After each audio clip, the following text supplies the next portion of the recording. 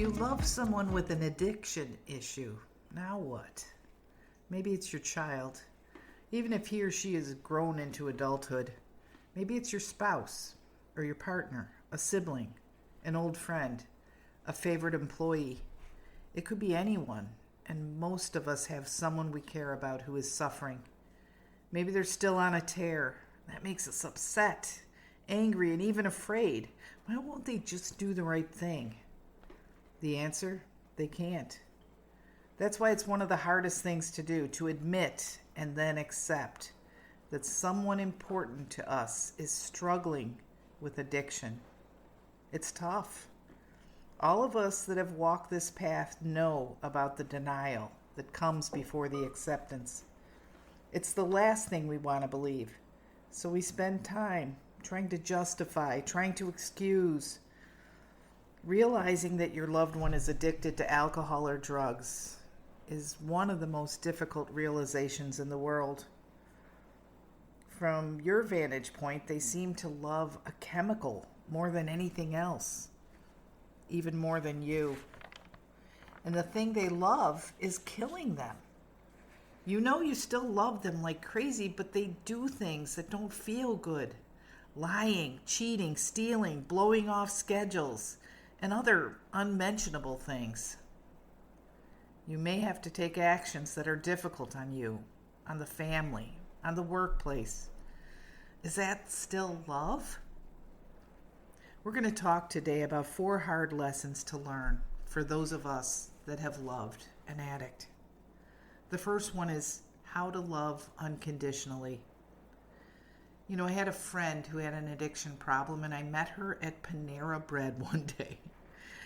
At first, everything was okay. I met her, we went through the line, I got my coffee. By the time I sat down at the booth with her, she was unable to talk, to eat, and to even have it together in a public setting. I was hurting as much as the addict. I wasn't quite sure what was going on. I wondered if I would ever be able to meet her in public again. I wondered if she was going to be okay. From then on, my heart was broken, but I continued to try to encourage wellness and recovery. I sought more information on addiction because I didn't understand it personally. I had never, quote, quote, been there. It was a lot of work for me personally, but I did the work. Why? Because I love her. I love her unconditionally. The second hard lesson, patience. Why get angry at someone who is clueless on how their behavior hurts you? As we come to understand addiction, we may experience our loved ones going through cycles. The aches, the sweats, the cravings, the times of withdrawals, the promises, the runs, the disappearances. They'll be physically sick, emotionally taxed, and spiritually bereft. Yes, you will learn patience if you love an addict. You have to learn patience. Even when they're in recovery, there's times of patience too. They may not remember past incidents. They may have to focus on recovery at the expense of your needs. When you love an addict, you're going to have to learn about patience. The third hard lesson to learn, bigger picture time. How to refocus. Caring for an addict will make you see the world in new ways. Not all good. There may be tough places you will see. Jails, institutions, emergency rooms. It doesn't matter how they were raised or if they went to church or how much education they received. Addiction robs people of their upbringing. It robs them of their moral code. When you love someone who is addicted, you'll be privy to really big hardships. You'll have to learn how to refocus. The fourth tough lesson to learn. This is the big one. Powerlessness.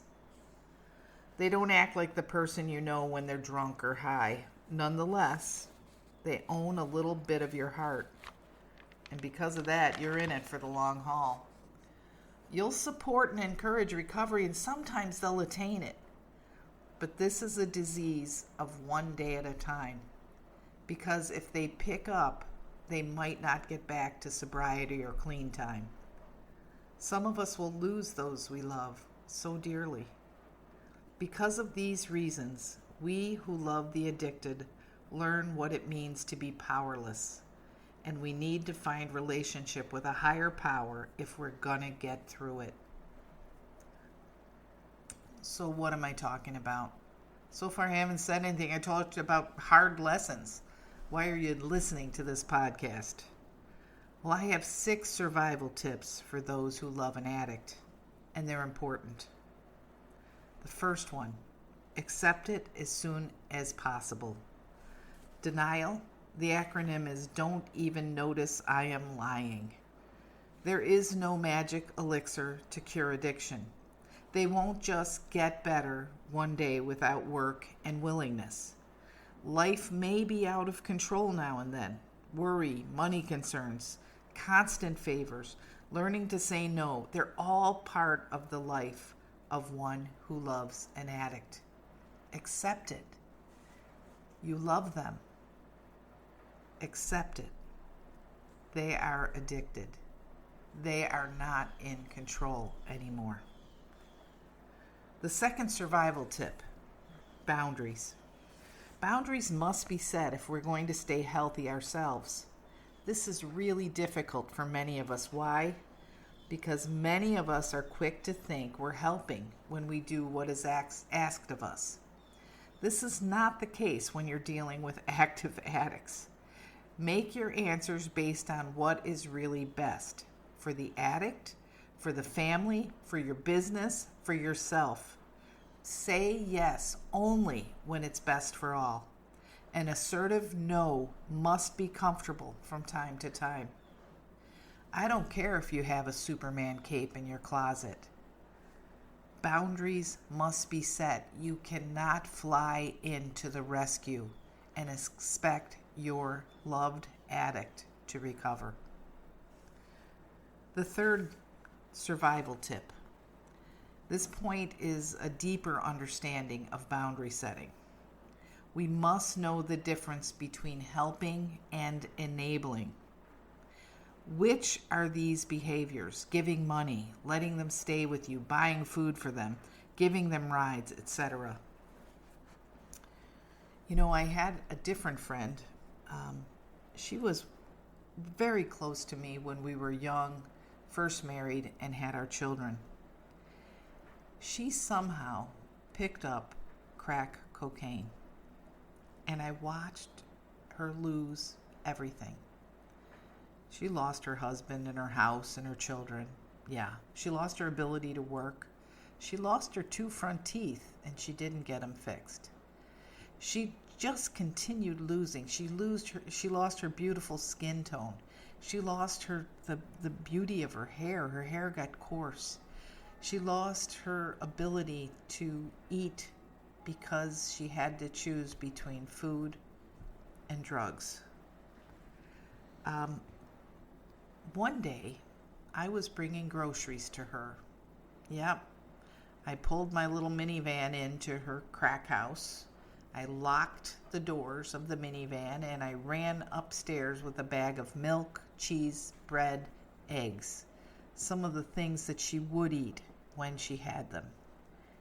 And as I knocked on her door and started to open the door, I see her hitting a crack pipe. That means taking a big drag off this crack pipe. At the same time, I hear my daughter, who had let herself out of her car seat, screaming, "Mommy, wait for me. I want to see Aunt Kathy too." Guys, in that moment, I understood this one. Enabling is not helping.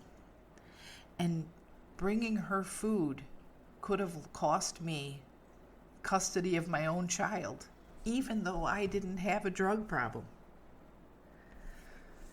It's a tough one. I had told her after that, call me first if you want help, but don't call me otherwise. That was very difficult. But in this case, that was the severe boundary I had to set. Why? Because I couldn't do anything but enable her. She had no desire to stop using.